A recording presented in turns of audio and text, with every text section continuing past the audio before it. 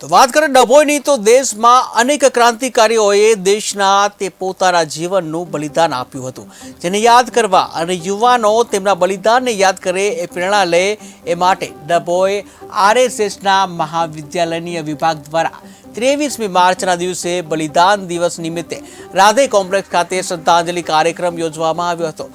આ પ્રસંગે 23મી માર્ચ શહીદ ભગતસિંહ સુખદેવ રાજ્યગુરુ જે બલિદાન દિવસ તરીકે ઓળખાય છે, ત્યારે ઇતિહાસની અવિસ્મરણીય ઘટનાને પુનઃ સ્મરણ કરવા હેતુ વક્તા મનીષભાઈ દવે સહિત આરએસએસના કાર્યકર્તાઓ દ્વારા આ કાર્યક્રમ યોજાયો હતો। આ પ્રસંગે મોટી સંખ્યામાં યુવકો પણ ઉપસ્થિત રહ્યા હતા।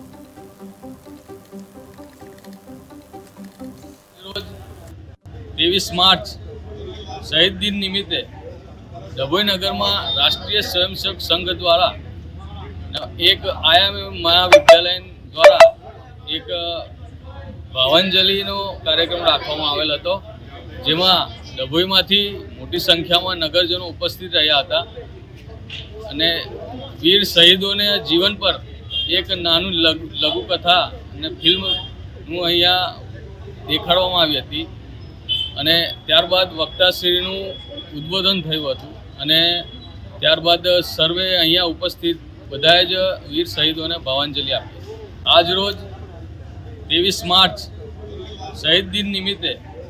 ડભોઈ નગરમાં રાષ્ટ્રીય સ્વયંસેવક સંઘ દ્વારા એક આયામી